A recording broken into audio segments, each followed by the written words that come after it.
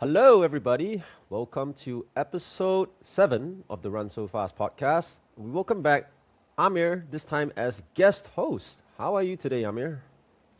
Good. I'm good. It's gonna be interesting for me to host this, so looking forward to it. Have you ever hosted a podcast before? Nope, I had to watch the dance episode to prep myself, but yeah. You would remember that I've been probing you to do an Inside Track podcast and host it, right? Because I do think that you have Yep. the knowledge and, dare I say, the personality to go and host a podcast like this. And I think you're quite an amiable guy. People like you, so you have no trouble getting people on the pod. So this is your trial, your internship. And if you do well here, I think you could definitely set up your own pod, all right? I believe in you. I'll So, try. we're going to kick off the pod from now on after some discussions with my sister Romaine, who is still on competition leave at the Taiwan Open, and I think she should be getting in today, competing tomorrow in the 800 and then the 1500 meters on Sunday. We have settled that every episode we're going to open with a segment called Dumb Things Runners Do. Okay? Dumb Can Things Runners Do. Amir, what is one dumb things? What is one dumb thing, sorry, that runners do? Oof, where do I start? Um, I think one dumb thing that runners do is neglecting core/strength work. Okay, I you think want to that's one elaborate dumb on that? thing because And um why? And I've I think I seen fall into that category, by the way. But why? And you will see why when I show you some content from my training log later in the episode. But why? Okay, at least in my opinion, right? A lot of people stacking the mileage is obviously the key. But Yes. the problem is when you stack the mileage and your body's just not strong enough and you just don't listen to it and continue trying to push through. Mm-hmm. Obviously your body's already telling you you're not strong enough. So obviously you should do the strength conditioning. But a lot of runners think like, oh, like don't want to be too bulky, don't want to do this, don't want to do that, just want to run and run and run, which is fair, but you've got to think down the line. And for the life of me, I cannot understand why some runners refuse to strength train. But that's just I me. see. I see. I mean, you actually have runners telling you they're scared to be bulky. I mean, the amount of Yeah, miles that distance runners run. I mean, assuming that you're training properly as a distance runner, you're never gonna get too bulky, right? exactly. That's why. Like, but I mean, what do I know, right? It's I not mean, like I've for been me, running for like 10 years. yeah, yeah. For me, again, you see evidence of this later in the episode from my training log. But Hmm. the reason why I don't hit the gym a whole lot is that if you don't do the gym right, you get very, very sore from the gym, and then Yep. it gets in the way of my run the next day. It gets in the way of my next session, and I'm just after a while, I'm like, why am I doing something that is getting in the way of my running?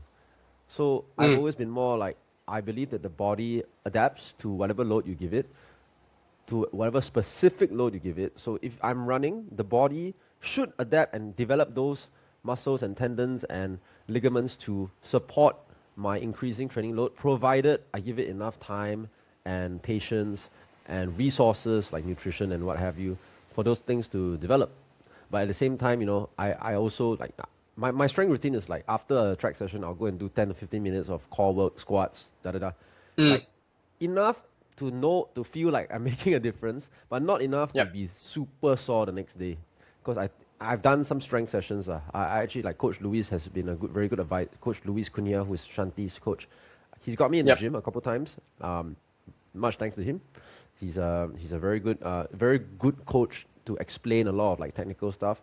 But his strength sessions are wow. After that, I cannot walk. I cannot even I cannot jog properly the next day. So that was my that. So, but after a while, you adapt. So I would say that if you're willing to commit to the strength program over like a month, after a month, you probably adapt and you stay on it. You can probably still gym, run, gym, run, gym, run, gym, run. But for the first Mm. month, it can be quite difficult. It'll be hell lah. It'll be hard. It'll be hard. Correct. Yeah, and unless you're really, really deep in off season, I really don't have a month where I can just let the workouts just be sacrificed. No, But that's fair. That's completely fair. Yeah, yeah, yeah. yeah, anyway, but I do have good strength conditioning contacts and coaches that I lean on, and I'm trying to balance that with my running. But no, 100% like runners should definitely do some strength work. At the same time, don't get injured in the gym lah. I coach a lot of Correct. runners, and there's some runners on the team. I can think of at least one example of a runner who went to the gym for injury prevent. Yeah, I say, why are you going to the gym so often? Or injury prevention, and then come out injured because they pull their back, or like strain their calf, trying to do some Yeah. explosive squats. Like then what the hell, lah. Yeah, yeah, no, exactly. And that's the thing, right? Like, in my opinion, you don't have to necessarily go to the gym. You can, so like when we were in high school, like secondary school, JC, me and the boys would just do like our squats, our body weight stuff after the session. We Hmm. does not necessarily have to go into the gym, but like do the core, do these body weight things that still keep us like strong. Was that a Lim Kian Mao teaching? Yep. Yes, it Yeah, was. yeah. I Yes, it think he got it was. from Mr. Stephen Quack. And Yeah, yeah, yeah. I'll let you know a little secret that Kian Mao may not want me telling you guys, but he himself wasn't great at doing the strength conditioning after track sessions. So he because I Oh mean like no. he does long track sessions, like he'll do like 6 times 2.4K on the track at like 80 Oh, seconds per lap. Yeah, 6 times 8 minute 2.4K. I've done it with him before. Then after that, like you're just too tired lah, and the last thing you want to yeah. do, you're It's cold. dehydrated. You're in Singapore. Your balls are sweaty. You're tired. You can't wait to go eat dinner and like just go to bed, right? Like, do you really want to spend another 20, 30 minutes doing core, right? Yep. So I get it. So what he used to do was that he would do some core before the session because he knows that he's not gonna do it after the session. Yeah. No, I mean that's fair, right? But like, see, he knows his body then. But like back then when we were kids, it's like we didn't know, so he drilled us to do it after. Yeah, yeah, yeah, yeah. Yeah. It's So fair. fair I mean, enough. as kids, your workouts are not that long. Like 5 times 1K is very Yeah. different from 10 or 15 times 1K. So I Yeah. get it. And Definitely. yeah, and no, because I did it so many times when I was a kid. Now when I want to go back into the gym and do some basic core work, it's very easy. So Yeah. runners, do not neglect your core. So very good advice from our guest host. Off to a great start, Amir. Now, for me, the one dumb things runners go, I'm not going to be so training specific. I'm going to be more social media specific. One dumb things runners Oh. do, some runners are very, very active in posting their stuff on Strava. When things are going well, they post on Strava, photos on Strava, writing a whole long essays on Strava, cross-sharing it to Instagram, cross-sharing it to Facebook. The moment they have one bad race or one bad workout, completely private their Strava. Or injured, Strava completely private. Have you seen it, Amir? I've seen it. Oh, so many, so many. Ah, my goodness. I don't even want to start because then I have to start calling out my friends as well. But like, I'm just saying, Okay, but like, some of you why do you? guys need to. Why do you Yeah. think they do it? I'm gonna stop. I will like try and be not judgmental in this discussion, but why do you think they do it? I think for a lot of them, and I would say at some point I was probably guilty of this too. Sure. Um, it's like at some point you are tying your identity so much to like Strava, to like that sort of gratification, all the kudos and stuff like that. And it's like, oh, you want Mm, to show the world that, oh, you're working hard. But mm. it has to get to a point where internally you really believe that you're working hard and you don't need to show it to other people to show that you're working hard. Do you get what I Mm-hmm. mean?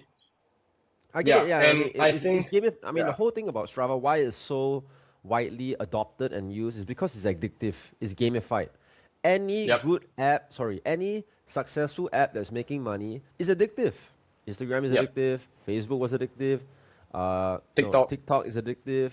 Strava can be addictive because of the what's that? The dopamine rush you get from. Oh yes, people are giving me kudos. Yes, I can tell you Yeah. what lah. Kudos doesn't make you a better runner lah.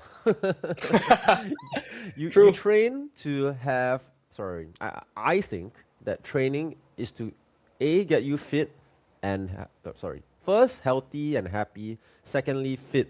I think that's the point of running. And Mm-hmm. if you can do, and no matter if you can do that, who cares how many Strava likes you get, right? I get it. Maybe you get more likes, you get happier, but it doesn't really make you healthier.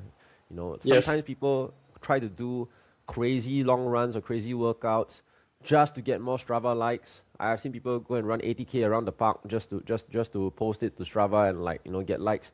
That's not healthy. You know, No. in the long term, it's probably not going to get you very fit. You're going to get injured. Yep. So you're probably going to fry your endocrine system if you're not doing it properly. So, I'm gonna uh, say.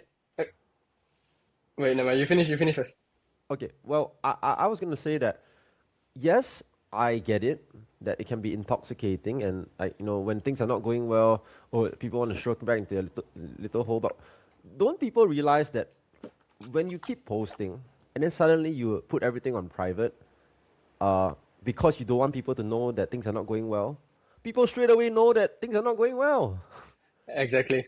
Yeah, People yeah, straight yeah, yeah, away know yeah. things are not going well. It's like these Yeah. influencers or no, don't even have to be influencers lah. Sometimes just normal people on Instagram. They're always posting photos, posting selfies, posting photos of themselves on holiday or in a bikini or in a car or whatever. And then when the likes are at a level that they deem worthy, they showcase the likes. Otherwise, they hide the likes, the number of likes. Yep. But that's damn stupid because when I see someone hiding likes, I straight away know that, not, I don't know how many likes they are, but I know that they don't think that the number of likes, they are insecure about the number of likes they have on their post. But if you're that Yep. insecure, you shouldn't be on social media, dude. Like, Yeah. just, this part of the journey, right? Take it as it comes. Who cares? Like, if I saw it and let's say you only had 50 likes, I'm like, whatever, right? Like, I'll just continue scrolling through. But when I see that likes are hidden, I'm like, he thinks that this kind of content, or she thinks that this content, or she didn't get enough engagement or likes. I'm like, haha, it's a giveaway. So if you're using it as a defense mechanism, it does the opposite. That's my Yeah. that's my take on I it. agree. I That's agree. I my agree. take I on it. agree. I know, like, when I first started using Strava, oh my God, like, how do I put it? There were literally times mid-run or like mid-workout where I'm like, oh my God, I feel like I should DNF. But then in my head, I don't know why I would have this thought, oh, but you know what? I should do another rep for Strava. And I knew at that point, like even I struggled with this at the start when I first started using Strava. I knew at that point I lost the plot. Like I knew that that was wrong, and I was like, you know what? No, I need to stop this way of thinking. Yeah. Have you Yeah. ever been in a race and then when the race is not going well, you start writing in your head what the Strava caption will be? Oh, definitely have. When I first started out, especially, definitely have. Because Yeah. I only joined Strava like after COVID, when like Hmm. everyone, like the running boom, everything. And then Yeah. like yeah, there was definitely that. But then after a while I Yeah. was like, what the hell am I doing this for? Okay, so how did you get rid of that instinct or that addiction or not? Let's not call it addiction.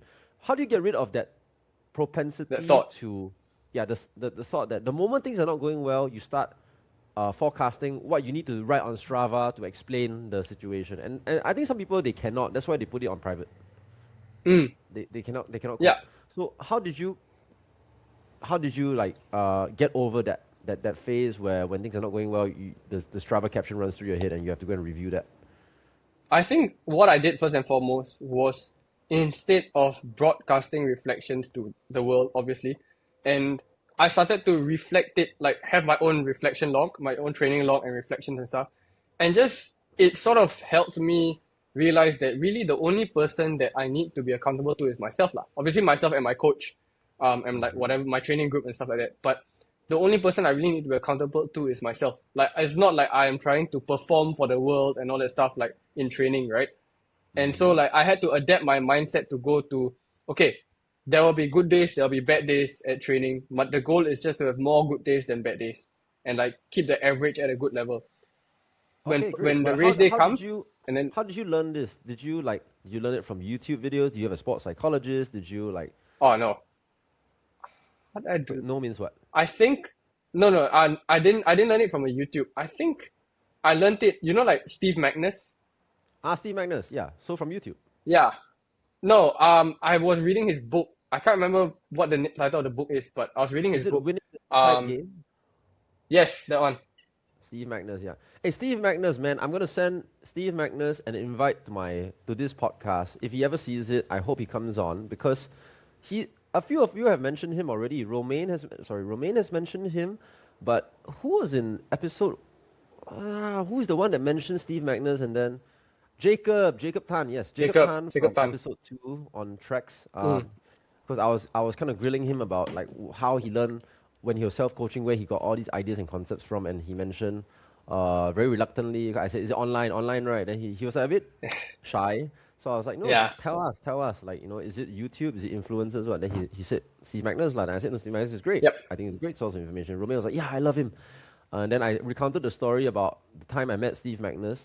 The first time I met Steve Magnus was at the 2016 Olympic trials. One of the parties after the races were over, and I went into the bathroom in the middle of a party. Came out to the sink. I was a bit drunk, and Steve Magnus was also there. He was also a bit drunk. And then that was when he had first reported the Nike Oregon project Yeah. for when the news broke lah. I think he reported years earlier in 2012, but the news had just broken that he had reported the Nike Oregon project for doping. Yep. And I was a bit drunk lah. I was like, Steve Magnus, the man! I can't believe you had the balls to do that, my guy. And then he was like, oh, thank you. Thank you. And then we went out, continued partying. Then, So wow. yeah, and then I met him again at the MIT Sloan Sports Business Conference or something like that last Oh. year at Oh, yeah, yeah, in last year. Boston. So Mm. I managed to reconnect with him there, got his number. Haven't really communicated with him since, but I would love to. I've been watching some of his videos as and when I can as well. And whatever Steve Magnus is doing is brilliant for the running world. I hope that we need to do something that's Singapore centric lah. Because Steve Magnus, yes, is great, but we need to figure out why we're not doing these kind of things in Singapore and like have a channel that is as educational as what Magnus is doing for the rest of the world. And that's what I we mean, hope to do. I think I have a good reason why lah, because we care too much about influencers, but that's a different story altogether. That's the rest of the world as well. No, like it's not unique to No, Singapore. but The rest of like, the world as I well. think, okay, it's a conversation for another day. Let's just Sure, put it that sure, way. sure. Sure. You mean Yeah, it's not the case in Australia where people care about runfluencers? not as Okay, much. not as much. Okay, but do people care about athletes more in Australia? Yes, yes, Okay, so they more respect athletes a performance. lot more than influencers. Okay, and in Singapore, you don't think people respect athletes as much as influencers? Okay, you're No, shaking your head. For the I listeners, he's saying no. no, definitely no, because how do I put it? Like the very fact that people would rather listen to runfluencers than actual athletes, like to me, it's like okay, I mean, sure, whatever, you know. Whereas like over here, like people don't like runfluencers as much, and like they actually would rather want to listen from someone who knows the sport and is educated with in the sport and has I performed understand. in the sport. I understand. Okay, now I'm gonna ask a question that I was asked on a podcast. I think it was last year or 2 years ago. What Okay. to you separates a runfluencer from an athlete? Oof, that is a good question. Yeah. Because right now we have athletes who are also prominent influencers. So fair question. I think runfluencers are runners, casual runners who somehow, some way made their content engaging, Okay. but do not have any substance to back it up. So it's like they're not running any quality times or any times that you look at and it's like, oh, that's pretty decent, you Okay. know? Okay. But what would then make a time a quality time? What will make these performances, for example? Okay. Basically, what you're saying is that the difference between athlete and runfluencer is the quality of their performance, their times lah, Yeah, or their medals or yeah. whatever lah. So medals is of course medals, but times lah, like where does it cross a barrier? Like let's say talk about marathon, since it's the most popular event, right?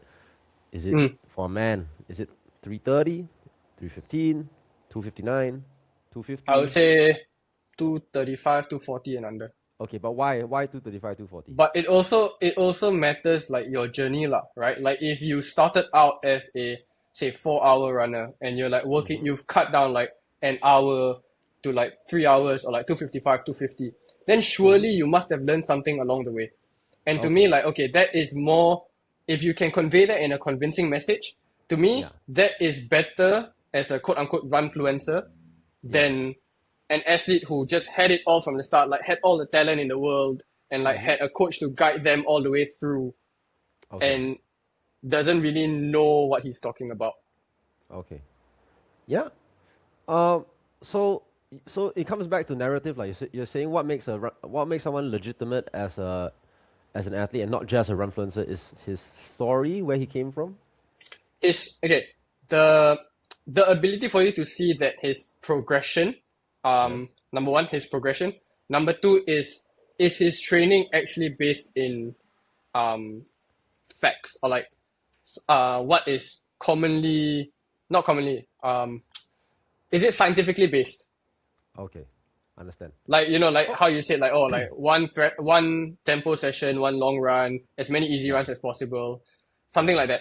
Don't Okay. be telling me, oh, like you're hammering a hard workout every day. Then to me, it's like you're leading your um, you're leading the people who follow you to a wrong path. 100%, 100%.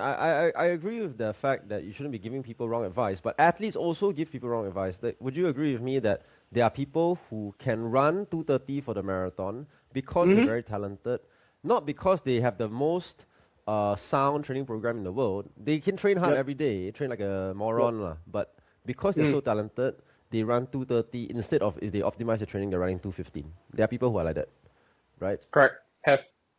So, uh, so then, are they still athletes or are they running influencers? Okay, I think you have the right idea. I just Yeah. think that when we when we try and define run influencers by time, it's very dangerous. No, no, no, not dangerous lah. But it can be a bit elitist because depending on your talent level, like 245, like you said, in Yeah. Singapore it might be considered genuinely good Yep. because of our small talent pool and environment and all that kind of stuff. I can tell you in Kenya, they'll think you're a hobby jogger, lah. Like 245 guy Yeah. in Kenya is definitely a running influencer. What? Yep. 230 in Kenya is a running influencer. Hello, 225 guy, 220 guy in Kenya, they will say, oh, running influencer, that's the equivalent of our 3 hour marathon, right? Yeah. Yeah. Yeah. Yeah. Yeah. Yeah. That's fair. That's Yeah. fair. Yeah. So, That's fair. uh, so I think you have the right idea. I just think Mm-hmm. that as much as I agree that some running influencers talk nonsense. Okay, I actually just went Yep. on a one blonde female running influencer here in the UK. I don't follow these people, but one of my athletes sent me this, and she's like, "Is this true?" And then basically, this blonde female running influencer was saying that heart rate monitors are useless. Just because you wear it higher up your arm doesn't make it any useful. You shouldn't train heart rate monitors. And I'm like, and she's not fast lah, right? Like I mean, like I mean, she's not like sub elite, elite kind of Yep. fast. She's like, I mean, obviously she can run, but she's not in a position to be giving advice. She's not a she's not a coach.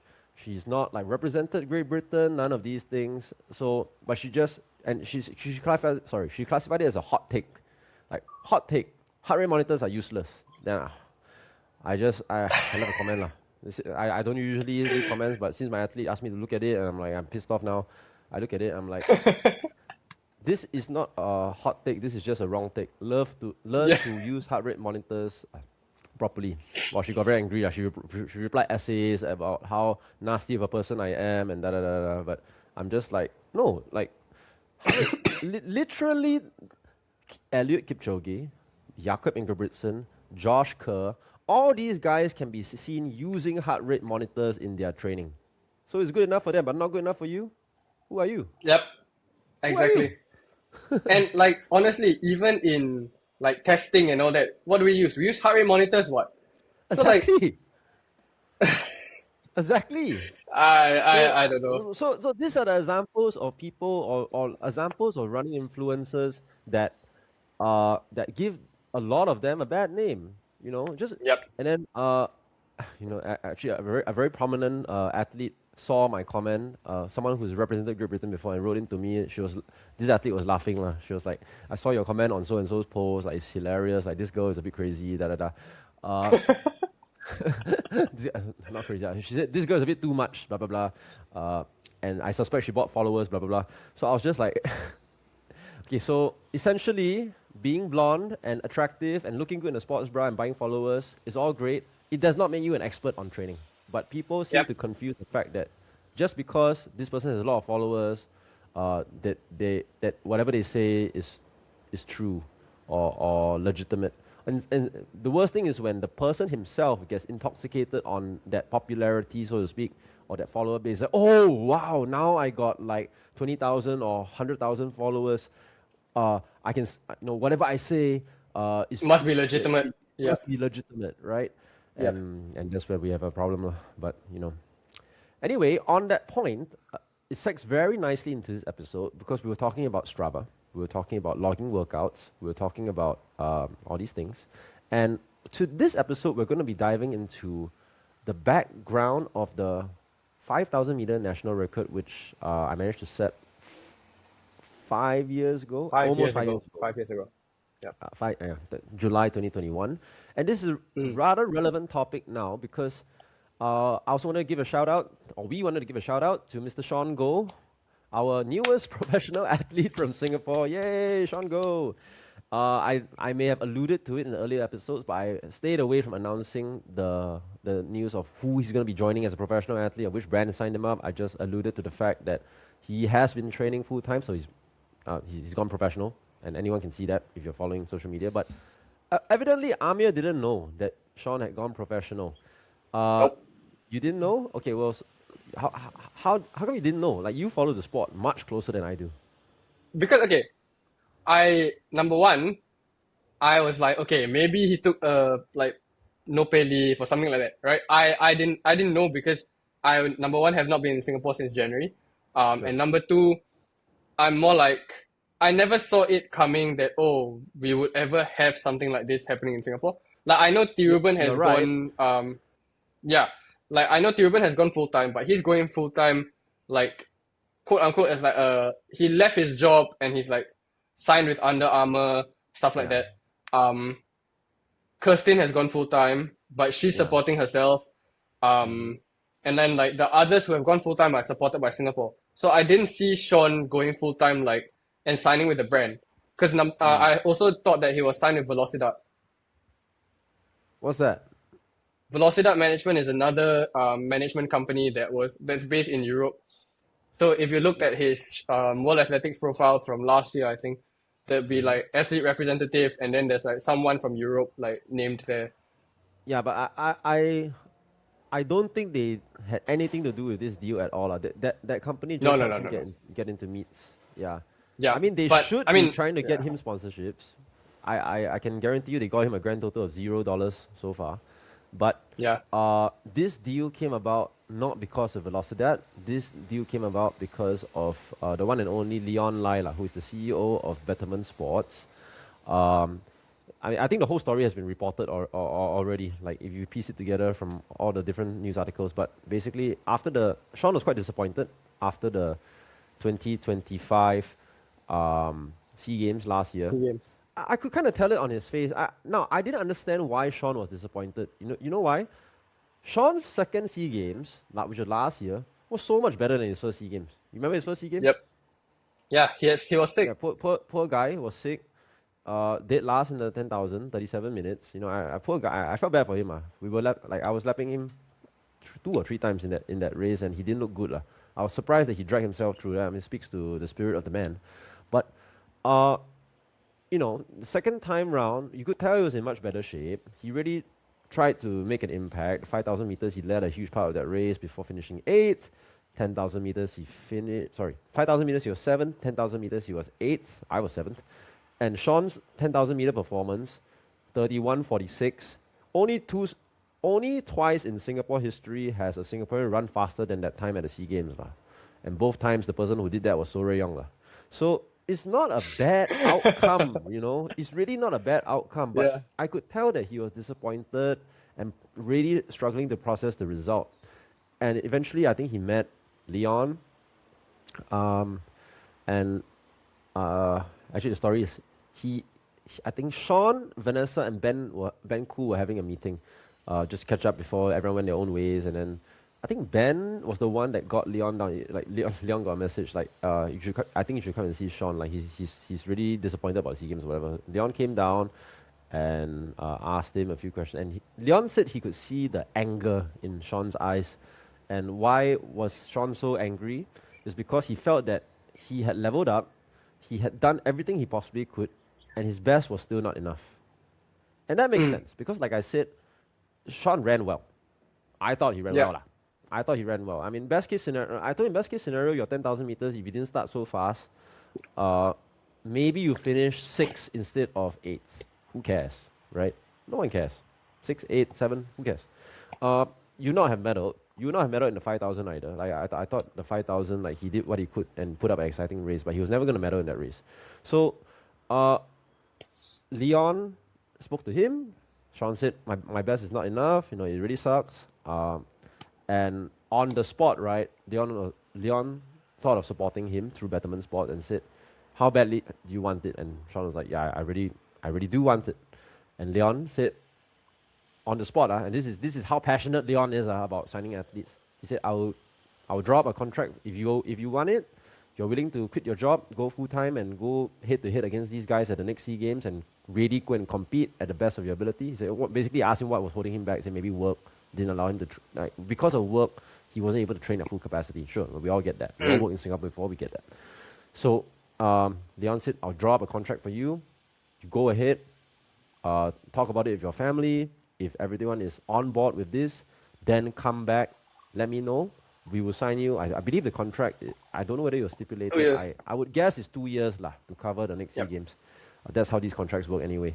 But, you know, it's a proper contract, like a proper employee contract with Betterment Sports. It's not just like, you know, here's $20,000 and some shoes, right? It's salary, performance bonuses, health insurance, CPF, a proper employment contract that no one else in Singapore is getting. And I hope Leon doesn't mind I mentioned this, but Leon told me, said, whatever you said, don't bring a knife to a gunfight. This really resonates with me. I want to showcase that if a small SME like Betterment Sports, my company, can support athletes, what the hell are all of you else doing in Singapore in terms of like, you know, the government-linked corporations or like the bigger companies? Everyone can do something. And this is a very powerful message he's trying to send. Leon cannot stand up and say that on Betterment Sports because, you know, like, you know, it's not appropriate for him to, like, you know, go and say that. Yeah. I think I can say for him. Run So Fast Academy has no stake in the matter. So, I really, we really respect what this Leon is doing. We respect 100%. what Betterment Sports is doing, and Betterment Sports is also the company that's organizing Singapore Marathon. So, So here we go. I did raise the point, I said, if you go and give the wild card for SGIM to Sean now, you have a problem, because the whole world knows that Betterment Sports owns the wild card and owns Sean, so we need to avoid any conflict of interest. Yeah, exactly. But isn't Sean already aiming for the marathon debut sometime, or no? I don't know. I mean, like when I speak to him, he seems to target the half marathon at the end of the year, lah. But plans do change. Obviously, there will be nothing more exciting than Sean moving up to the marathon. I would absolutely love to have a race with Sean at the marathon. I just don't think that this is the right time, especially if you want to medal at the 5,000, 10,000 meters next year, which I think can be maximized before he talks about marathons. Maybe marathon next year after the SEA Games will make more sense, in my opinion. But anyway, Sean has signed as a professional athlete with Betterment Sports, supported by EFGH Financial Holdings. What does EFGH do? What does EFGH do? Do you have any idea, Amir? I have no idea. I know I just know it's a financial group holding or something. I have no idea. Well, this is why sponsorships are important. Any companies that are listening to this, because if what you're doing is not widely known to the general public, sponsorships get people discussing and talking about it, and that's exactly what we're doing now. All of our viewers are going to know what EFGH does. Amir, what is your research? So apparently, it is a Singapore-based fintech company that helps to support underinsured and like underprivileged, underinsured and underprivileged. It sounds like athletes to me, lah. Underinsured. I mean, sounds perfect. Sounds perfect for us athletes, honestly. So yeah. And apparently they have a 3-year title sponsorship with Tour de France. Ah, there we go. Singapore, yeah. Put Sean on a bike, man. Yeah. They have a 3-year sponsorship with Tour de France Singapore. Nice. That's cool. Honestly, I've heard of Tour de France Singapore. I never knew what it was. What the hell is Tour de France Singapore? Would you ever say Singapore Marathon in Malaysia? Or, you know, what is Tour de France in Singapore? That's a good question. I have no idea. Last I checked, Singapore is not part of France, lah. It wasn't even a French colony. Okay, basically it's like just a you know, like during whenever the Tour de France takes place, like it's just a mass participation event. Mm-hmm. Yeah, that's all. So it's like they'll just race this circuit, and yeah, it just takes place during the Tour de France time period, I think. Okay. Okay, well, I think, I think that I mean we just want to say congratulations to Sean, all the best. But the really why this episode was born and why Amir's like two episodes are coming back to back is really after Sean ran that 14:45, Amir messaged me. Random question. Amir, do you want to narrate what you messaged me and how it all came Yeah. about? But you say it's because you heard he was pro, right? And then he ran Yes. 14:45. Then you messaged me. Yeah. Carry on. So I'm gonna hand basically, the reins now. the Sorry, I'm gonna hand the reins now to you after this question, so you can be the host after this question. But yeah, what do you say? okay. So basically, what I said word for word was most random question ever. But what's the story behind your 5,000 NR?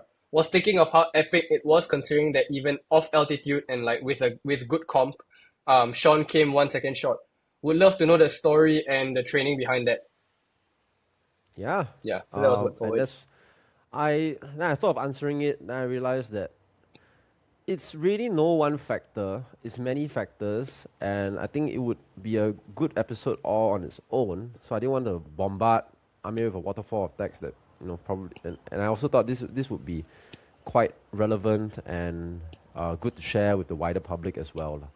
So I'm gonna hand the reins now to Amir. You are now the host. Congratulations, you're promoted. Um, Ask away, and I will be giving.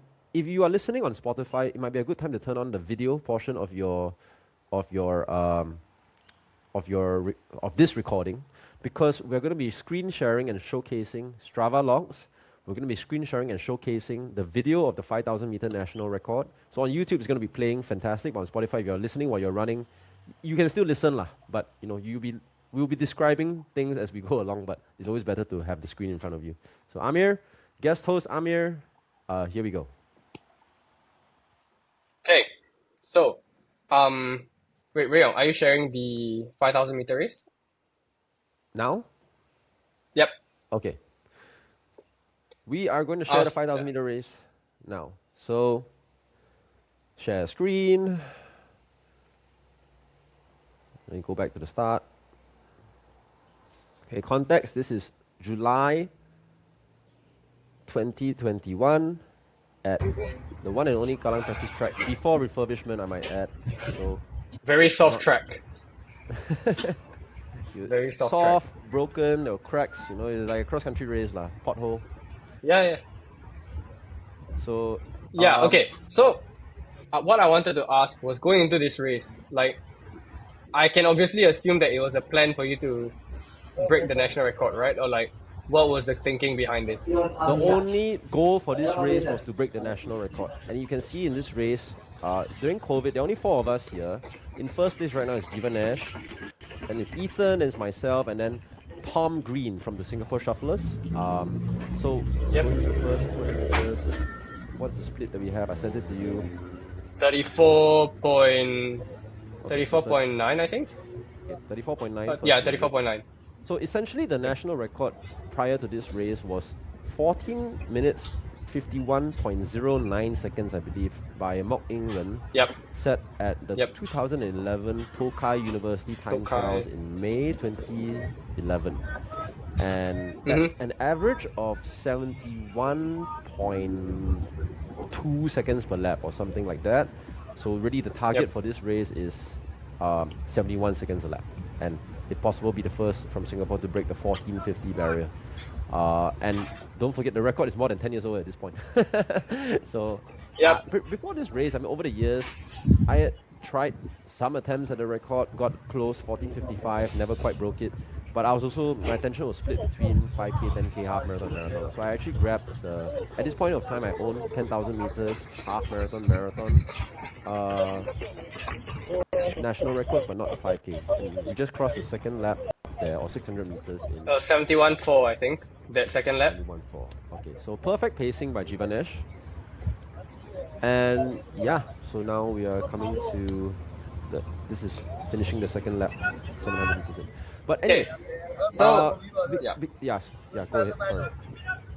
No, I was just gonna ask. So, okay, so this race, obviously, you wanted to. The goal was to break the national record. Um, Yes. and like, what led up to this? Like, how do you get the confidence that you could get that record? And like, what gave it?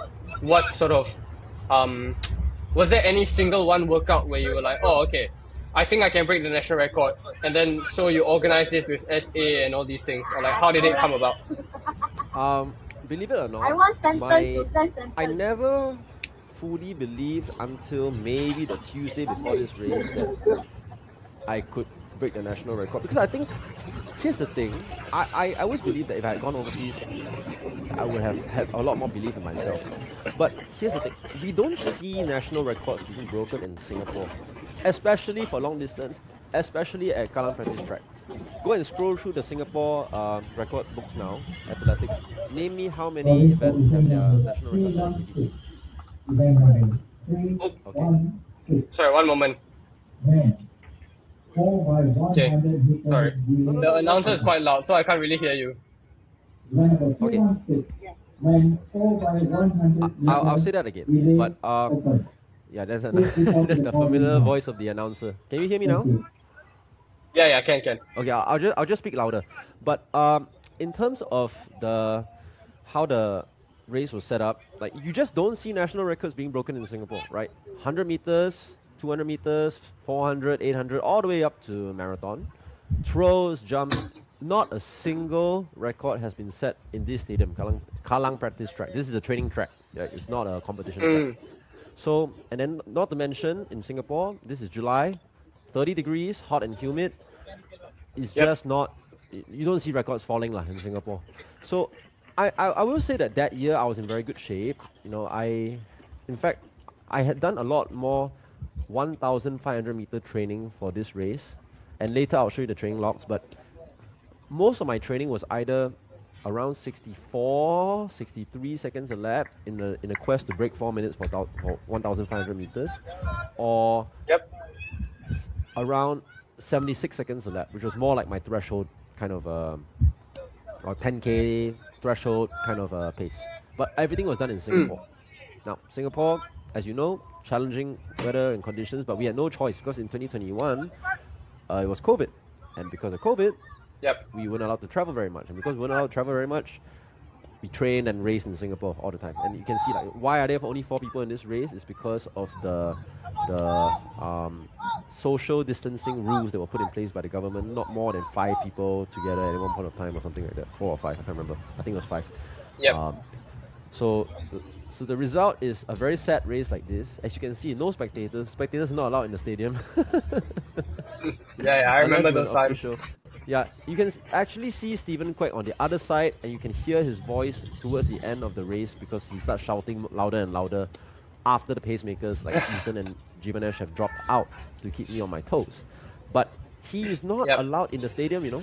He's like outside the fence shouting into the stadium. Okay? Oh, Just yes, look I around remember those you. days. Just look around you. There's no one in the stadium. Yep. Okay, so Jivanesh has just dropped off just shy of Just before 2K. 2K. Yeah. Yep. So now the guy in white is Ethan Yen, and then the guy in black is me. What were You can the... Yeah, you can hear. Yeah, you can hear me. No, I wanted to ask, what were the instructions to the pacers? Like, did you tell them, like, just start steady from the start, or how far do you want them to go? Like, do you want them to go a bit further or stuff? No, great question. We actually had a rehearsal on Tuesday before this race. So this was a Saturday. Yep. On Tuesday, I ran 8 laps at Bukit Gombak Stadium. So essentially, the week before, Saturday, we ran a 1,500 meter, 1,500 meters on this very same track. Shohib actually paced us through 700 meters, and then I led the last 700 meters of that race. So like Shohib ran the first 700, and Ethan had 100 meter led for about 100 meters, and then I took over and I ran the last 700 meters, and then Jivanesh kind of latched on to me. So I became the perfect pacemaker for Jivanesh for that race, for the last 700, 700 meters of that race. Now we both wanted to break 4, we both fell narrowly short. Gibanesh beat me by 1 step. He overtook me like with like 10 meters to go to the finish line. And then he really repaid the favor today lah, by pacing the first 5 laps of the 5K. So, Okay, but so it we was very can see obvious. Ethan has dropped off Exactly. in the race. Yep. And here's the thing. This is what, 2.6K? On your 2.4K own? when he dropped out. Yeah, 2.6K. Oh, okay. Yes. Okay. So, but if you look at the splits, they were very good. 71 seconds every lap when the paces were there. But when they dropped off, you know, I was like, okay, I need to like lock in and like just reel off as many laps at the same pace as possible. But I started running 70 seconds a lap. So the first 70 you see there is probably the lap I ran by myself. Yep. Yeah, and then 1, 2, 3. Yeah, I think after they dropped off, you're running 78. Before that, it was like mid 71s. yeah, 70.8 lah, right? Yeah, 70.8. Yeah, correct. Yeah. So mid 71s, great job by them. But you know, you need to average 71.0 to run 14:48. And yeah, that was what I was trying to do. That's what I was trying to do.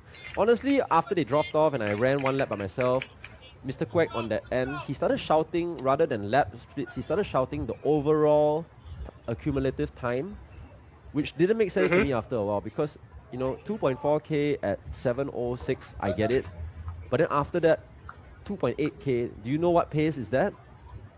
You know? No. Yeah, then trying to add 7:06 plus 71 seconds didn't make And do the math while you're running. Yeah, trying to do. So I was like, shit. And then you know, I'm not exactly in a position to shout. Just shout the lap splits, damn it! So, so I'm just running a bit blind, you know. Like I was just like, okay, as long as, and there's a finish clock here. The finishing clock is on the other side. They should put it on the infield. I don't know why Singapore Athletics always puts it on the other side, so you cannot see it on the camera. So there's another drawback of this. So I have to look to my right every lap to see the clock. So I'm just like, okay, as long as the last number is the same every time I run by, that means I'm running a 70-second lap. Yes, correct. Yeah. Yeah. That makes sense. Yeah. Yeah, I mean, it's... No, I was gonna say, it's interesting because, like, the fact that you had the paces running at 71s, and then, like, you kind of picked up, even while running on your own and everything, like, it's not very often that someone will be able to do that. Like, most people would drop off with the pace or at least just hang on for the pace. You know? I agree, and I've definitely, it's definitely happened to me before. When the pacer drops out, I slow down when the race is not necessarily going well. But I think, yes, I was in good shape, but psychologically I was prepared for this one. I mean, there's no better way to say it, but you know, if you want to break a record in Singapore and KPT, you have to be mentally damn tough. It sucks. Yeah. There. You know, I believe, makes sense. I believe that Mr. Quack had came to me before this race, and he didn't talk about it until after the 1,005. After the 1,005 the week before, the 1,500 meters week before. But I was a bit disappointed that I didn't take 4. And he looked at me and said, I didn't want to tell you this before the 1,500 meters was over, but based on the training you've been doing, I believe you can break the national record. He said, I've seen how Ganesan trains, I've seen how Mok Yin trains. I believe you are a better runner than them.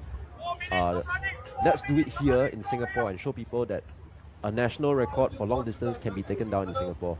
My first thought was, that's very ambitious. Because, I mean, you know how it is, right? Like, if you go to Japan, you get better weather. Straight away, you're gaining about... If you're lucky, you can gain about a second a lap. Times 12, that's 12 seconds left. That's 12 seconds. So, I'm like... But because we had spent the whole year training in Singapore, in Gombak, now Gombak is a much better track than KPT. So I also think that even if I go to Gombak, I will run a better race performance. The track is better, it's always a little bit cooler in Gombak compared to Kallang. So this is something that I also wanted to highlight. That you won't know the challenges by watching this video, but you can know the lack of atmosphere. But you know, you race at that track, you know what it's like. It's a very it's a very exposed probably track. one of the worst tracks. Yeah. And I wasn't wearing super spikes even that time because Under Armour had no super spikes. Oh yeah, that's true. Yeah. I forgot You can about see that. actually, yeah, you see the Is that girl? Romaine on the That's infield? Romaine, yes.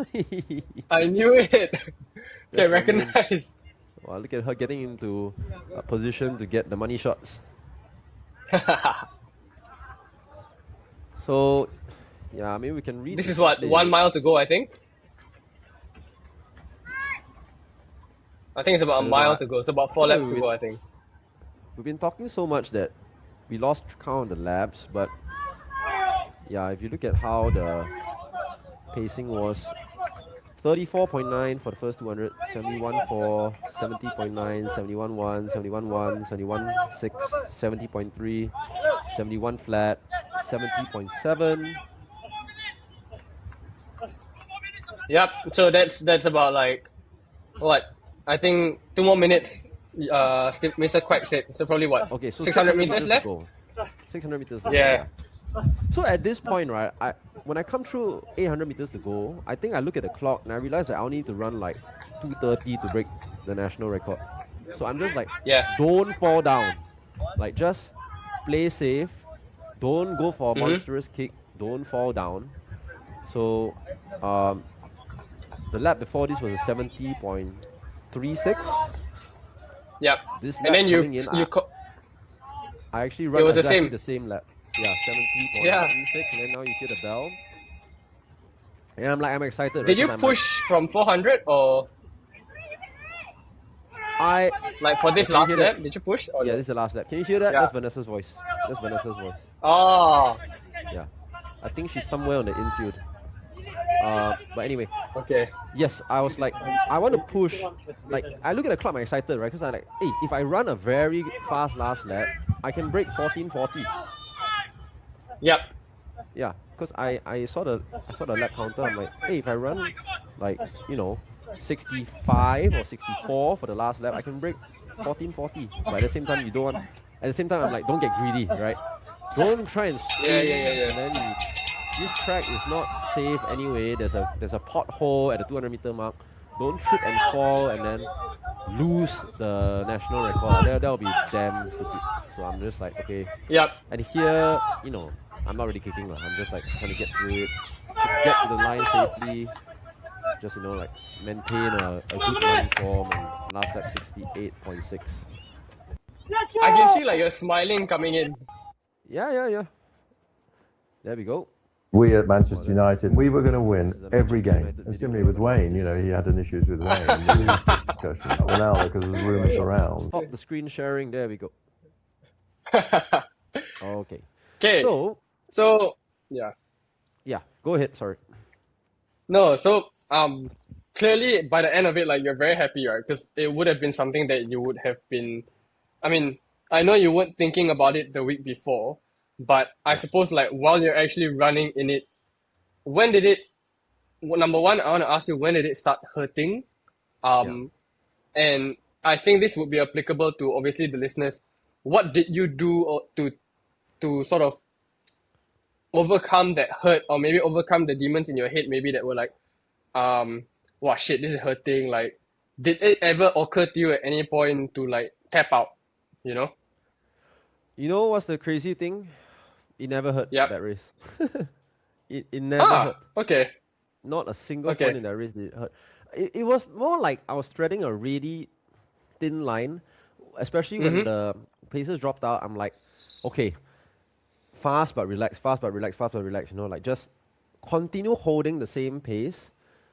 Like, but at the same time, I also know it's a 5K. If I run 169-second lap instead of a 70-second lap, it's gonna be, then the lactic acid might It set might be on, like, over. right? Yep. It might hit you 2 laps later and then you run a 73. At the same time, if I slow down and run a 72, then it's going to be very hard to catch up later because you know how it is. Yep. So I must say that, if it was that easy, I mean, if it's that easy to replicate high performance, I'll be doing that record every single week. Like, obviously, it's not. But I think it was a perfect storm of things coming together, fit, good, two very good paces. But also, I was in a state of mind that I could take on a good coach, Stephen Quack, gave me the belief to break the national record in Singapore. Like I said, it's never been done. And Mr. Quack really wanted to see it done in Singapore. I believe I heard of this in the past. Like Mr. Quack's dream was to see a Singaporean or coach or see a Singaporean run a sub 4 minute mile in Singapore. Now, we're running out of time to do it. Mr. Kwek is no longer a 35-year-old, but I believe that he really wants to show that yes, we talk about or all we talk about is like how Singapore is very limited, right? Like, oh, very hot lah, cannot run fast, da da da. And he wanted a performance like this to show people that it can be done, or at least we can do a lot better than what we are doing. We don't have to take a plane to Europe. We don't have to take a plane to Japan and escape our environment just to run fast. Because then what happens is like it straight away self-selects out a lot of the population that don't have the resources or the financial capabilities or the time to go to these places. You think everyone got time to go and take a plane to Europe and do a 5K? Hey, don't make money, track. You don't make money. You spend money to go there. Then, you go is not like 2 days and come back. Right? You need to you look at what Sean is doing. He needs to go there for 1 month in Europe to train at altitude, go down and race and do that race in Germany, and then maybe he has a few more races coming up, but not everyone can do that. So, and if we come into the mindset that we cannot run fast in Singapore because of the said conditions, then we will never run fast in Singapore. We're going to say, too hot, blah blah, too hot, blah blah blah. But I do think that 1,500 meters, 5K, 800, this kind of middle distance and like the shorter end of long distance, you can still run fast in Singapore. Especially if now KPT is a lot better track. Now the track is actually competitive. I would venture a guess to say it's considered a competitive track compared to the shit we had 5 years ago. Back then, you might as well host cross country on that track. Like towards the end of its life, there it was really, really bad. The bumps and the bubbles on the track. So I think that I wish this was profiled more extensively. Obviously, we couldn't have. This was also before the running boom. Also during COVID. Yep. So it wasn't like you had a whole bunch of content creators on the track. Now you can get close to the track and film and everything. And I think if the national record was done in an environment like the Pocari Sweat Challenge, where people are close to the track, filming, Instagram reels, it would really have inspired lots of people to, this is possible. We can do it in Singapore. But yeah, a bit of a wasted. It's not wasted. We still did it, and I think at least this video exists thanks to Shah, I believe, who managed to capture the video. Shah from Shah. Singapore Athletics. Yeah, he captured the video. He posted it. And yeah, I would say that this is the weakest in terms of count by IAAF points or relative performances or whatever compared to the other national records that we have in the long distance. 5K, 10K, half marathon, even the 1,500 meters by Lu Yuan Chao. But in contextually, I think it's the strongest one. I have more confidence that I can go and beat my national record in Japan, the one I ran 30:33 last year. 30:33, very good conditions in Nitai Dai University. I'd rather try and do that again than try and run 14:44 in Singapore again. And you will see why. When anyone wants to run a 5K in Singapore, you will see why. Maybe now the track is better, so you can gain a few seconds. But if you want to ask questions, and I can refer to my training log actually, because thanks to Strava, I don't hide anything from my training. So if you have Strava Premium, which I'm very lucky, I never paid for Strava Premium. My wife wouldn't let me pay for Strava Premium. But after I ran the Guinness World Record last year in the London Marathon, I don't know whether people can see this because it might be slightly off screen, but this is the certificate from my Guinness World Record. There we go. Yep, can see. After that, Strava gave me a Strava Pro account, Pro Athlete account. So thanks to that, I can actually use that to showcase the training log I have from the 2021 season going into that race. So here we go, training log Strava. Can you see it? Yeah, you can see that. Can. Yeah. Actually, wait. Too late. I already started screen sharing, right? But okay, it's not too late. I'll stop screen sharing first. Then you can ask your questions, and then we can refer to that. But when you look at that performance, what is your Yep. guess in terms of the training that one is doing going in? I Or mean, I first am of doing all, this going in? I would assume, I mean, being from that student quite line of coaching, I would assume that you probably had a lot of like K reps, definitely a lot of threshold K reps, not just K reps, but like like those longer stuff, maybe 800s, K reps, 1200s, stuff like that. I would assume that because you're also training for 1500, you also have that speed base. So like you're saying, just now, like you're saying, you're doing a lot of 60-second, 64-second laps per 400 meters. And then of course you would have your long run. But the vast majority of the runs, knowing you, would probably be easy and chill and just, yeah. Yeah, yeah. So any guesses on total volume, like approaching the race, or paces we're hitting? Like how many? I think, Yeah, yeah, sorry. I don't, okay, because like, because of what you had already said just now, where you're like, it was mainly focused on the 1500 and everything, right? I would probably not think that you did much 5K prep leading up. Yeah, That is obviously based on what you've told me while we were yeah, reviewing the race. Number one. Number two, I would think that because the quality of the sessions were up, your mileage would probably be lower than what it would normally be. So maybe about, if your normal is probably about 100-ish Ks, maybe about 70 to 80 Ks. yeah. Um, I think you're so along yeah, the correct lines of thought there. You wanna guess how many 5K specific sessions I did for that race? I would say maybe one, Yeah, because you probably only one. had that bit of time. Yeah. One. The Tuesday before the race, that was the only time I ran 71 seconds a lap. We did it for 8 laps, lah, but 71 seconds a lap, 8 laps. Jivanesh, Ethan, and Vanessa were all helping me with that session.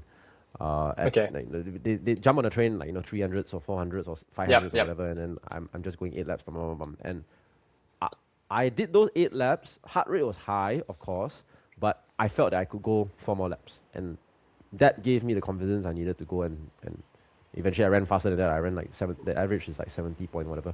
So that's that was the one session I did. Now that being said, when you go through a training log with me, I'm gonna open it now. The the kind of threshold sessions, right? If you've ever seen an active SG session when a bunch of guys are doing it together, the Yeah. last rep can be a bit competitive. So it's just a habit that last lap everyone tends to go slightly faster. In my case, Yeah. I went a lot faster. So I always try and run the last mile in my 5K pace. Okay. Like I just it just happened to be that when I'll pick it up, I naturally run a lot of like 73, 72, 71s for the last rep. For the last rep, and sometimes close in 65 or whatever, and the average would be around 5K pace. So it got to the point where I was like closing mile, like 9 times 1 mile. The last mile is like 444, 443, that kind of thing. So it was, I think over time, I did enough of that like once a week that, it was kind of 5K pace at the end of the session, kind of 5K pace at the end of the session. I don't know if that's the best way to train, because I do think that it's quite demanding, but, basically the year started here. Like whole of 2020, I didn't train properly. I was just running because COVID. Right? Nothing to train for. The season really started January 4th when I entered Active SG for the first time since before COVID. Wait, this is wrong. I haven't entered yet. This is the first. I think I told Mr. Quack, give me 1 week to get up to standard first, then I come and join you. Yeah. So Okay. that's week 1. I did it myself. Sunday Yep. rest day, 104K. Week 1 of Active SG. This is my first workout of the year with Active SG. 16 times 600 meters. I'm not going to click on the individual workouts. I think there's no need for that. But, okay, sorry. There we are. So the first workout of the year with Active SG. 16 times 600, 80 Yep. seconds a lap, 60 seconds recovery. And then I ran a 3,000 meters targeting 80 seconds. 10 flat. Okay. Then I went back easy. So my easy runs are around 5 minutes a K, like 451, 501, what have you. Bedok Reservoir probably. And then Thursday came back. I remember this workout was hard, man. It was basically the same workout as Monday, 16 times 600 meters, but this time 76 seconds a lap. And my heart rate was through the roof. I remember thinking, oh my God, it's been a long time since I've done this. And I had Shohib, Chongqi, Ethan, Jivanesh, Aaron. In fact, Aaron that time was fitter than all of us. Aaron was doing longer reps. I still remember this. Oh, wow. Yeah. Because you know why? Aaron can solo train. Throughout COVID, whole of 2020, he was doing solo workouts on the park connector all by himself. By himself, huh? Okay. Yeah. Just him put a bottle there, bam. 15 times a K. And that's the difference between Aaron and me. Okay. I won't bother. I'm like, what the hell am I doing this for if there's no competition coming up? Yeah. Fair, fair. And then evening, easy run, 5 minutes a K. Long run, easy long run, 20K. Sunday rest. So it follows that kind of, I'm still building a base here. 3 times 2 miles, 3.2. 80 seconds a lap. Then Thursday, 14 times 700 meters, 76 seconds a lap. And the long run is 22K on Saturday, and everything else is easy. So I think it looks like I'm taking one rest day every 2 weeks on a Sunday, and then hard day Monday, 5 times 2K with 4 minutes rest, 16:38, 16:40. I'm very unfiltered with my comments. You can see I wrote here humid AF today. Yeah. Easy run, double easy run on Wednesday, Thursday 12 times a K, target 310. And you see the last 3 reps I ran 307, 308, 301. So here's where I start to try and run the last rep slightly faster. Mm. So February here, 8K at 320 a K. And then some jogging in between. 15 minutes walk, jog, hydrate, recovery. 6 times 400 meters, 68 seconds with 60 seconds recovery. And now we're in February. 15 times a K, 310, 76 seconds rest, last lap 259, 66 seconds last 400 meters. Saturday Damn. rest, Sunday 16K, Wait. easy run. Pause. So let's take it back because this is where you see your training in the first week of Feb. You got it back pretty quickly because I remember you were struggling a bit. 16 times 600 at Yeah. the same pace, and you were saying that was a struggle, right? It was a struggle, yes. But the body adapts, right? And I think part of it is Yeah. like mind-body connection as well. Like, it's not as if I hadn't done 16 and 600 meters or I've done long. My half marathon, 76 seconds is my half marathon PB pace. Yep. In fact, slightly faster than that, 75.8 or 9 or whatever. But it's been a long time since I've touched that. And, 76 in Singapore is very different from 76 in Houston when it's Yeah, exactly. 0 degrees. Now, good question. I think because of COVID, I had the advantage of working from home. And anyway, by then I was working part-time because Under Armour has started sponsoring me at the start of January. So that took off a bit of financial burden. So I could focus. I negotiated my company, did sales for the Smart Local part-time. So it's remote, work from home. I could build everything around my work and focus on recovery. So I think that allowed me to absorb the sessions. As opposed, people like Chongqi was finishing their final year of medical school, so their kind of program was a lot heavier. Yep. You come from the hospital to training. I go. That from reminds me work to of training. Yeah, that reminds me of Oliver now. Oliver. But Oli shows that it can be done, and Chongqi Yeah. to a large extent show that it can be done as well, to varying degrees. But it is challenging and something that we have to manage unless you want to give up your medical career. Yeah, correct. Mong Iran did it for quite a while before he also got injured and took a while to couldn't come back properly from it. So here, 9 times 600 meters. Okay, this is a 5K.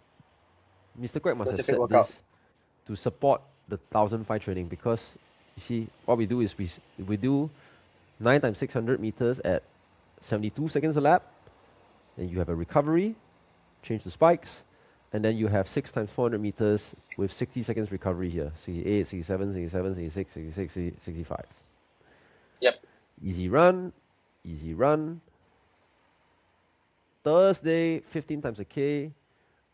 This was Chinese New Year. I remember we had to go to NUS instead of Gombak. Big crew though. Darren was there. Aaron was there. Shohib was there, Shara was there, everyone was there, and we saw for ourselves how different it was training at NUS track versus Gombak.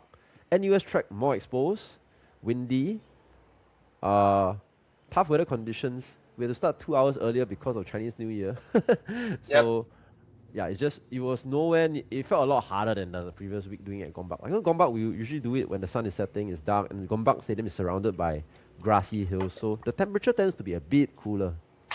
Yeah. Yeah, Vanessa will go there and say it's cold. I don't know how she thinks it's cold in Singapore, but yeah. Easy run, 22k long run, 7k recovery run on Sunday. And now we're still training for 1,005. So I did 10k at 320 a k, 33.19 with 311 last k. Humidity made this tough today. 6 times 400 meters, 62 seconds recovery. So 66 down to 62 for the reps. Okay, wait. Can I pause you here? Sure. Right. So what I'm seeing, like, at least in this build, is that building towards I can see like on the right side it says the March series 1500 and all that Yes, stuff. exactly. So No, good. building towards that basically is on Monday you'll do like a tempo and some 400s at like working towards 1500 pace, Yes. right? Correct. And then on Thursday that's when you'll do a threshold at like 310 per k and then like close it down a bit towards the end Yes. with So you a can see, like, 20k 22k long run. yes. So you can see it's no rocket science lah. It's just consistent, like, same structure. Yep. Train, recover, train, recover. You can see the total distance. It's not objectively it's not that high lah for a distance runner, right? Like, 117k, 106. What's that in miles? Like 73 miles here. Yeah, 70, 60 73. Yeah. something miles here. Yep. Someone made a comment. I think Romaine made a comment the other day on Sean Gold's mileage, and she was saying, I don't follow him on Strava. I don't follow anyone on Strava except my wife, and that's because she forced me to follow her. But yeah, no, really, I don't care what people do. I do Strava for myself. Then my wife is, the only person I follow on Strava. So she walks in just on cue. That's hilarious. Yeah, Romain was saying that Sean runs like 100 miles a week or 160 or 170k a week. Yeah. Like this was in the lead up to SEA Games last year. So I can only assume that since he went to do professional, since he went professional this year, the mileage will be the same or even higher lah. I don't know. What was the mileage that you saw going into the race that he did? I think no. When he went to altitude, it was slightly lower. I think. I can pull it up right now actually. Okay. But it was more like 100. So from say maybe 150s when he was in Singapore, I think he was doing about 100. Let me see. Yeah. So, in the last 12 weeks, he hasn't ran 125, like 150, more than 135k. Okay, well, I think that's another testament to the fact that you don't have to hit insane kinds of numbers. Like I see people trying to hit 160k for the sake of it, or 100 miles a week for the sake of it. Most of you are not in a position. You haven't earned the right to train like that.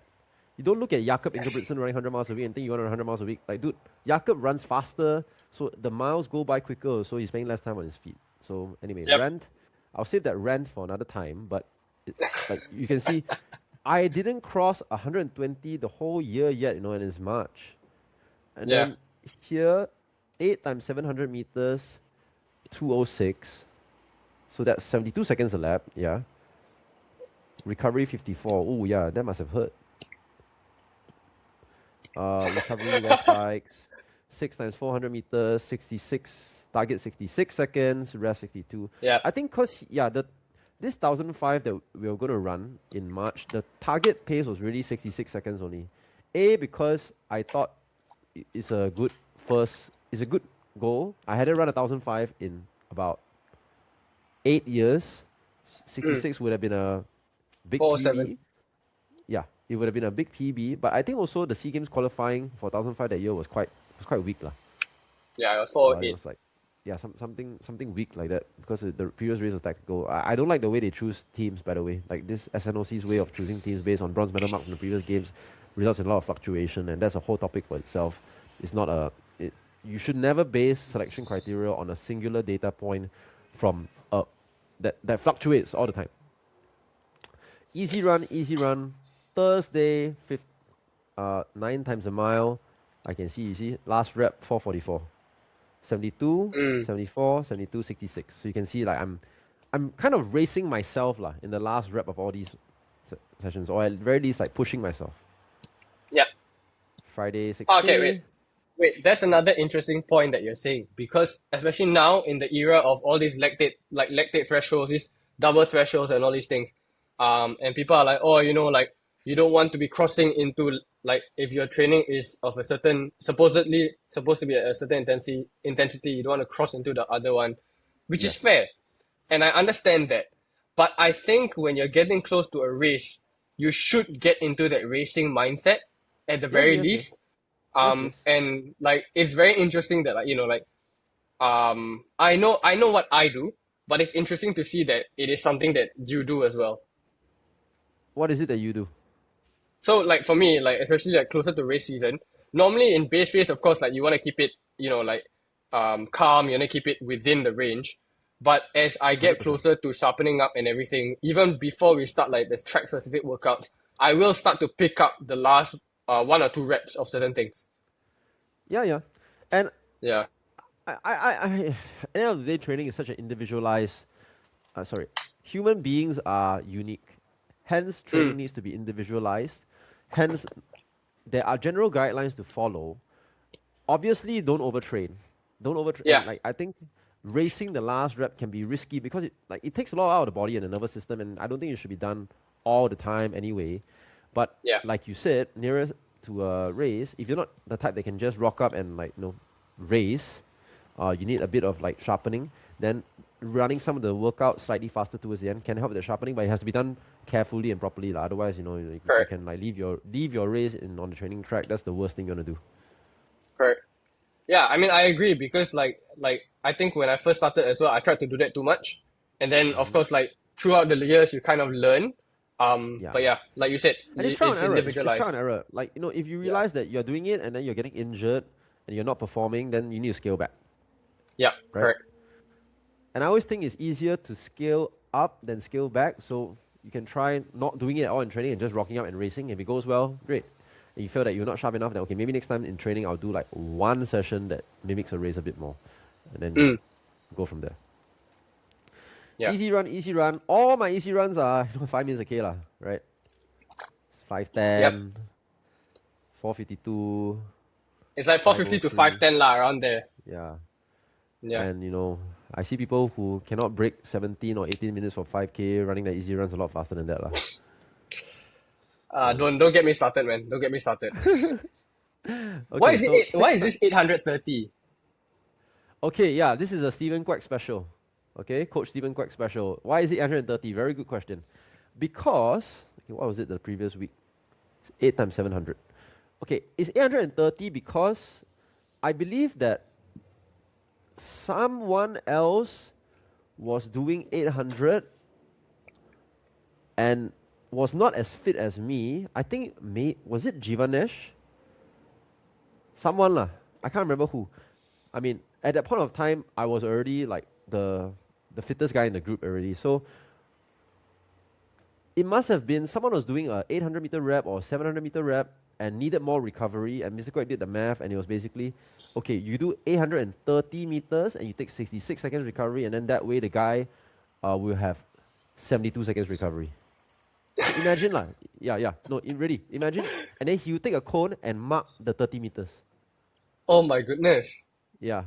But it kind of sucks lah, because I'll come through 2 laps and then still have 30 meters to run. Okay. Wow, okay. Wow, that's interesting. Okay. No, this is how you get a group to train properly together. Yeah.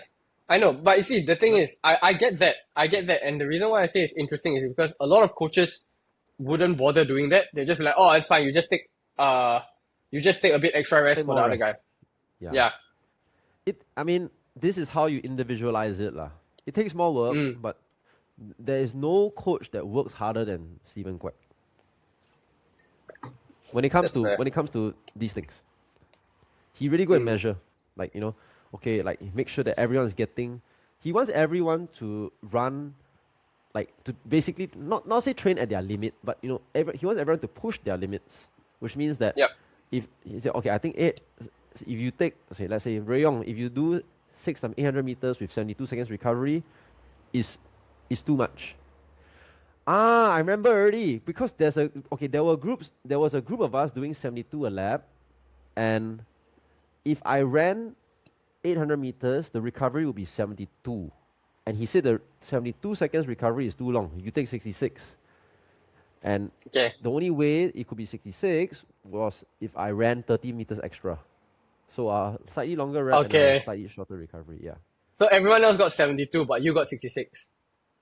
Something like that. Something like Okay. that. Or maybe they had 66 as well and they were cones marked out.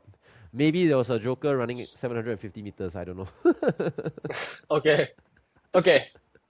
Or Wow, that's maybe they were running interesting. 400s, or maybe they were running 500s, and then they jogged back. Okay, anyway. I cannot remember the details of it right now, but I remember the gist of it. Mm-mm-mm. Okay. And then Wow, recovery that's west interesting. bikes, 5 times 500 meters. Target is 122, that's 66 seconds. 22.5. 66, Yeah. yep. Yeah, 60 seconds recovery. Easy run, 512 a K, easy run, 506 a K.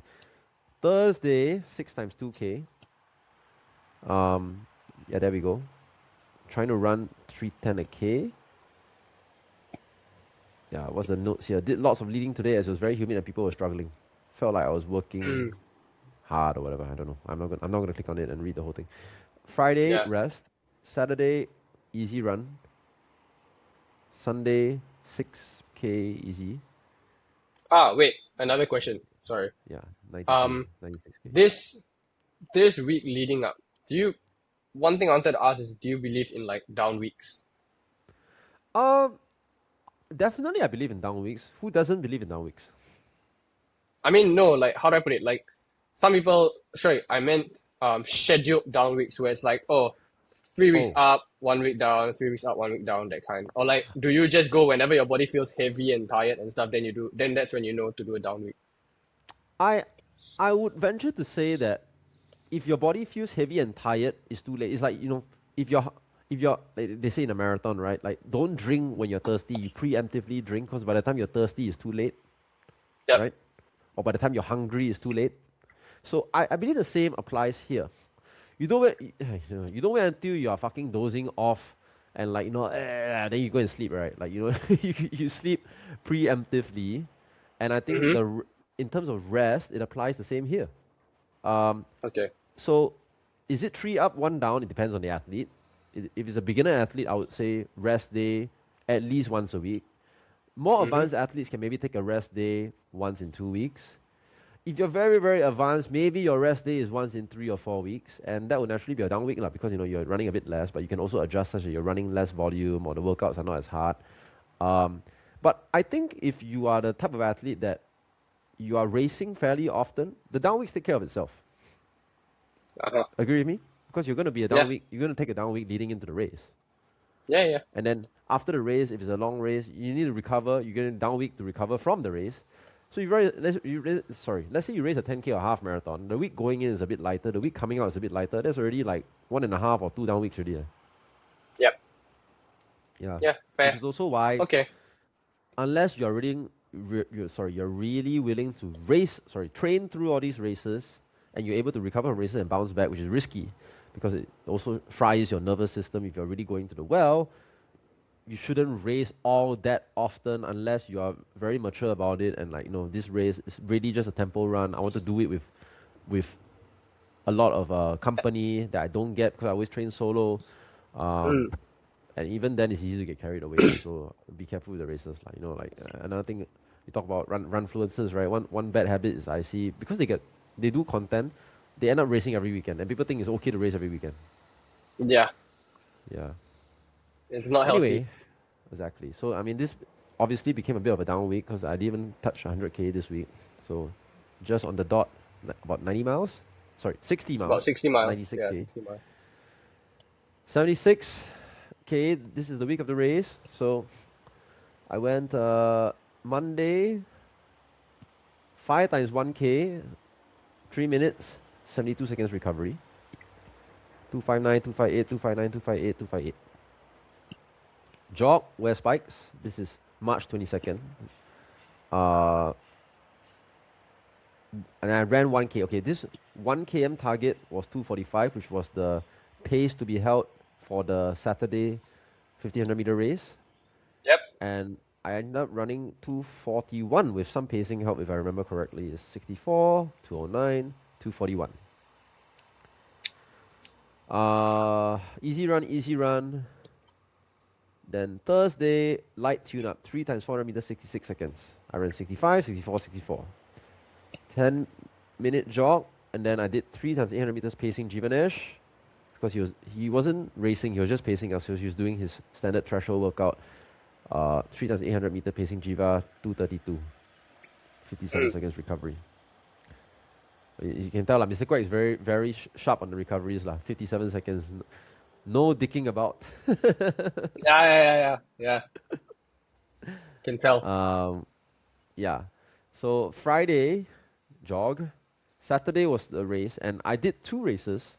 I did the 1500 meters, 404 PB, SEA Games qualifier. Ethan was just behind in 407 it. 407. Yeah. Actually, this one, the official result was 405, and this is when we realized that the Singapore Athletics clock that year, the official clock was slow, because every time any distance race, you run 404, the video, you time it properly, it all shows 404, everyone time 404, come out, official result 405. So there's a bit of lag time. I think the clock starts before the gun goes off or something like that. Okay. It was exactly the same for this 5K. 405.19. That's the official time apparently. Yeah, but you go and watch the video, it's not 405 lah. Yeah. Okay, Okay. then it's 4-4. Anyway, it doesn't matter. Not like we missed the record or whatever. So in fact we qualified for SEA Games there.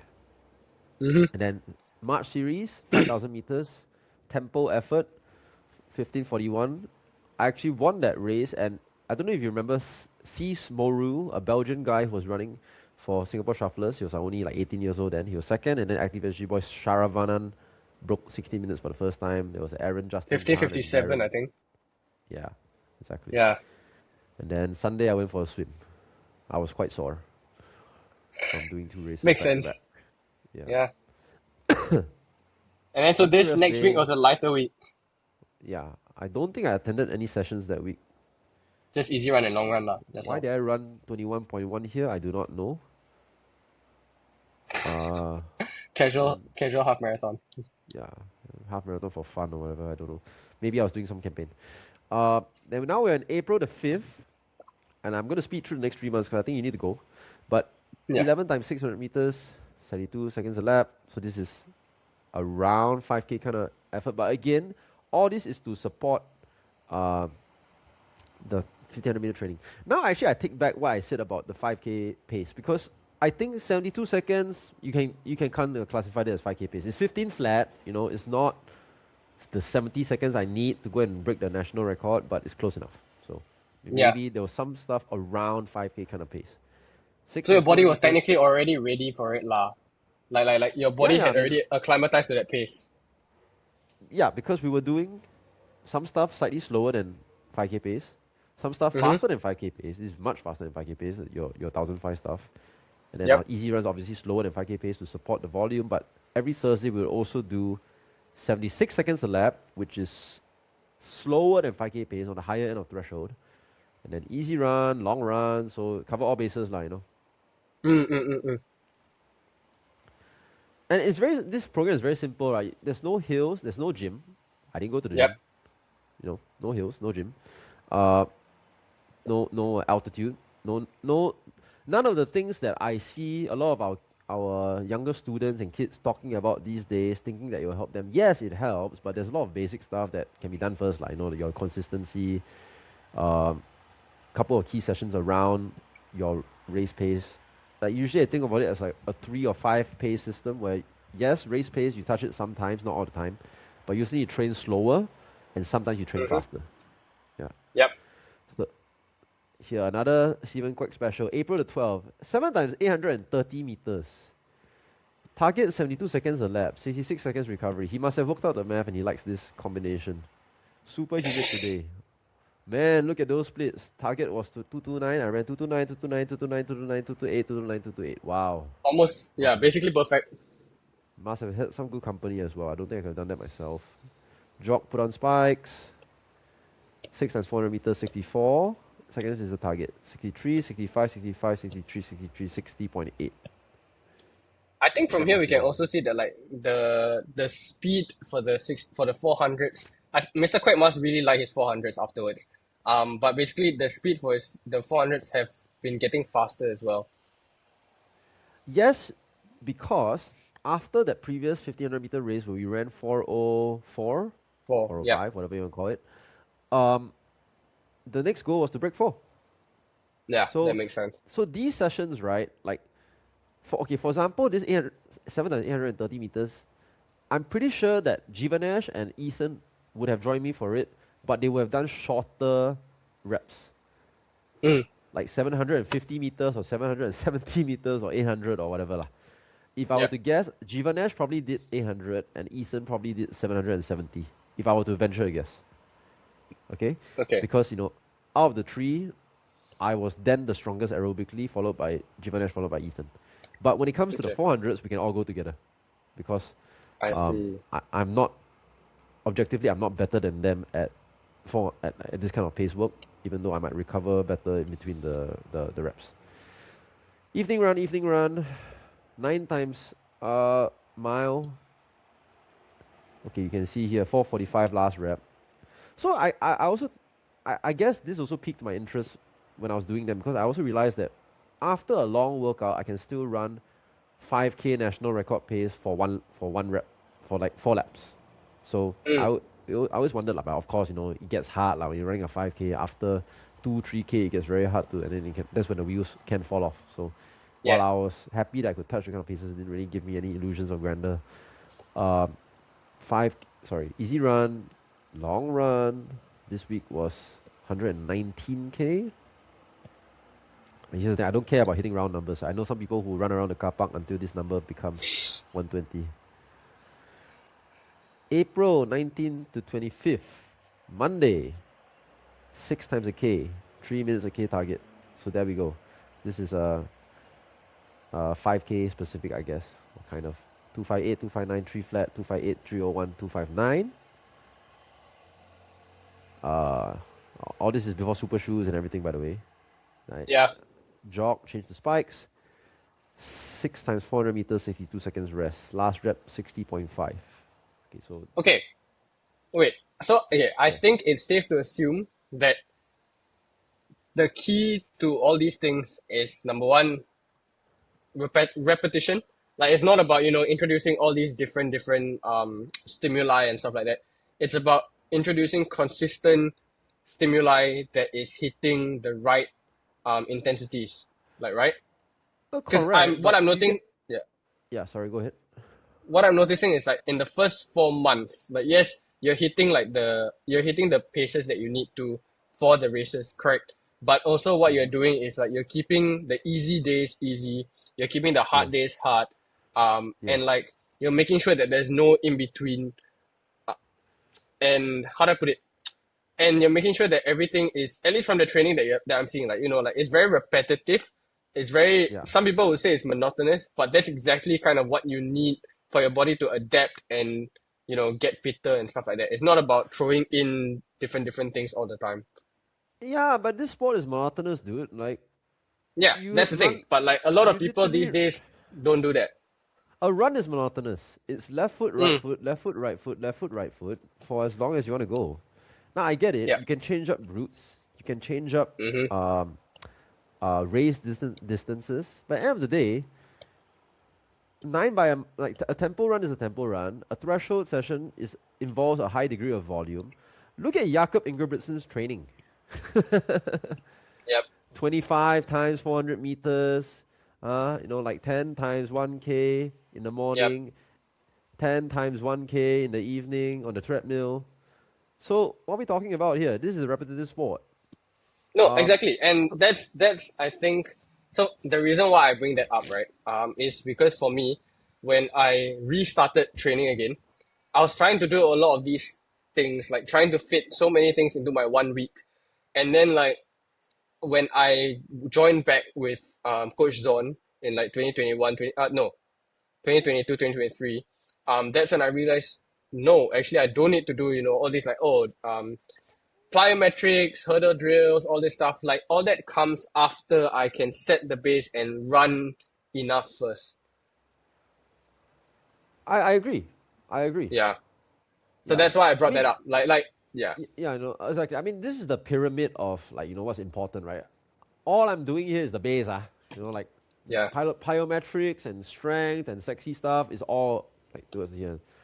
I didn't do any no meal, didn't do any fucking beetroot shots, didn't do any of that stuff in this build up. Very old school. Yep. Extremely old school. Didn't even take a plane, right? So, uh, Tuesday, 1.5 hours of gym and run after. Why was the gym session so long? Must have been a Coach Louis session. Okay. I think so. Can't remember. Anyway, and then Okay, can we if I'm skip not closer to the July part? Because I gotta head off soon already. sure. Yeah. Oh, here we go. Body a bit tired from the Tuesday gym session. I knew that was gonna come. Anyway, like you said, it's quite repetitive. So we can skip a few. Loading. June. Anything? There was some disrupted sessions, so it shows that not everything goes to plan, right? So there's lightning alert. So some Singapore classic lightning alert cannot run. Yeah. 12 times 1200 meters. This is in June. And then, here we go. Started an hour late thanks to lightning alert, then got kicked off the track. Within 30 minutes ago, some film crew needed to film Shanti. I'm guessing this is at Kallang Practice Track. No, she always trains at Kallang Practice Track, but for this one, she went to Gombak to film. Oh my Not goodness, she went there, seriously? the crew brought her there to Gombak to film. And this was Aiyo. before the Olympic Games in Tokyo. That's why they were going to film. Okay, that makes sense. So I remember like, walao, Shanti, for one documentary or advertisement or whatever. I don't even know whether people actually watch it. Came all the way and kicked our whole team off the track. It's not her fault. Yeah lah, It's but her fault for being good. But whoever put her there, I was damn pissed off. Only had time for 6 times 1.6k and then 2 times 300 meters. Supposed to do 8 times 1.6. Felt incredible though. So you can see some fitness was there. yeah, of course. I ran But see, 2020. Okay, I ran 1,005 fast in training, 404. wow, okay. And then 4 times With 400 paces meters. lah. Did I have paces? Maybe for the first lap or two. Okay. Yeah. Definitely had help, but it wasn't complete solo. 4 times 400 meters, target 62. 5 times 300 meters, target 46.1. Actually, there's quite a lot of volume at fast paces. Yeah, 8 by a mile, last rep 442. So you see, still got it. So this is And where then we can see that you are sharpening up a bit, like sharpening up more. Yes. And then the long run also a bit shorter. Then this is the week of the action. So this week, July 5th to 11th, is the week of the 1500 meter 401 PB. Or 402 as the official results will show because their clock sucks. But Monday was 1200 meters at 64 seconds a lap. So 63, 207, 312. Then Jivanesh was right behind me. Ethan was also right behind me. 300 meters times 5. 46.5 target. 46, 45, 45, 45. Yep. Easy run. 4 by 4 target 64, 62, 63, 63, 63. And then morning run, just a short shakeout the day before. I think I shake out in the morning off. And then warm up, 1500 meter 401. One step behind Jivanesh, who sat on me for the last 700 meters of that race. And then Sunday long run. Was this the one that Shohei paced you? Yes. Shoaib did a good job. So first 700 meters, yeah. And then here, Givanesh repays the favor because he and Ethan both come in to help me. Actually, no, Givanesh was actually quite beat up from the 1005, so I don't think he was able to do this session with me, but Ethan definitely did, and Vanessa definitely did. I'm trying to remember whether Givanesh helped or he didn't do very much lah. I think he did a bit, but not very much. It was mostly Ethan, and then easy run, double easy run, short, and then this was the big day. So Givanesh paced us through 1.9k. Ethan took over, went to 2.4k, and then they dropped off, and then see those my splits lah. So once they dropped 352 at 3k. So I think Sean messaged me. He said he did also 851 or 852 at 3k, and then he kind of loses track after that. But he's basically spot on at 3k in this race he did in Germany. So all I can imagine is that maybe his last lap was a second slower than mine, or he lost some time in the last. I mean, he didn't lose a lot of time. He ran 14:45, 1 second off, right? So essentially, he's in good shape. These are the splits he has to follow, and just run slightly faster on the last lap. There's nothing special. There's literally nothing special here. It's just. I think he closed in the same. I think he closed in 68 as well. But I think the problem was his 4th K, he dropped off a bit more. He probably lost like 2 seconds there. Okay, then I mean that is the K that people drop off. So you just gotta stay locked in.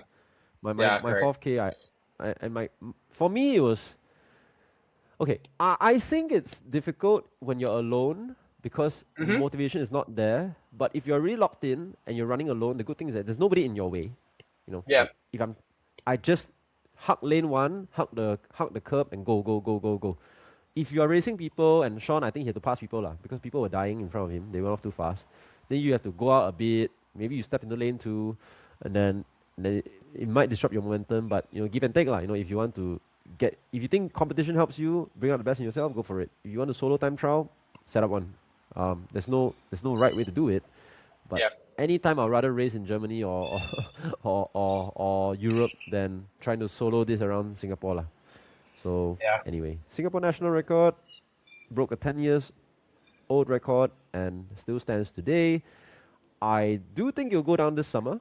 I think Sean has a fantastic chance of doing it, and he's in good shape. So we wish him all the best, and fantastic hosting job, man, Amir. I think we went through a lot of content, and I mean, thank you. We can even go all the way to December this year because that's when the national record for the marathon was held. But that will be another episode all in itself. Yeah. There we go. Maybe when we host the Inside Track podcast, we can get you as a guest. Yeah, there we go. Sunday morning run in Valencia. I labeled it National Record 322. Just a casual morning run in Valencia. I'm going to stop sharing the screen. How was today's episode? Did you enjoy it? Oh, it was good. I mean, the thing is, like, I'm asking the questions that I think younger me would have liked to have asked. Younger me would have liked to have done. Like, I remember, reading about, like, seeing the national record and all that stuff, like, from 2021, when I was in the national service, and it's like, there would have been a few questions lah. So that's, like, it's good that I managed to get the chance to ask. Where did you see it? Oh, Shah. The video? No. So the video was on SA. I just happened to chance upon it. But heard the announcement was from SA itself lah. Okay. Fantastic. Yeah. And I mean, I was 29 years old. I was turning 30 the week after I broke that record actually. So you are still way young, dude. Like if you want to, well, you're 24, right? 24, you are literally 6 years younger than I was when I broke that record. So I already did it towards like really the tail end of what is considered a peak for someone's like track career. But like when you're younger, your body recovers faster. All you need to do is like learn how to train properly, and the speed comes a bit more naturally. So with what you can do at 1500 meters, that's faster than what I ever did at 1500 meters. So one day, give it a shot, man. I'll be rooting for you. We'll see. I mean, the goal is to one day break 15 lah. So we'll see. Yeah, no, certainly. That should be a goal for all our distance runners. Like that's a good threshold. I don't think many have broken 15. Like maybe myself, Sean, Mock, Ganesan. Ganesan. Yeah, only four. Only four of you guys. Yeah. And only 2 have broken 1450. Welcome, Sean, to the club. and let's see whether we can break 1440 in the time to come. Maybe he'll be the first. Never know. Yeah, yeah, very soon. Yeah. All right, Amir, I'll let you go off to work. I'm gonna hit upload. Just when I close this, I'm gonna stop the recording, but don't close the window. Got it. Awesome.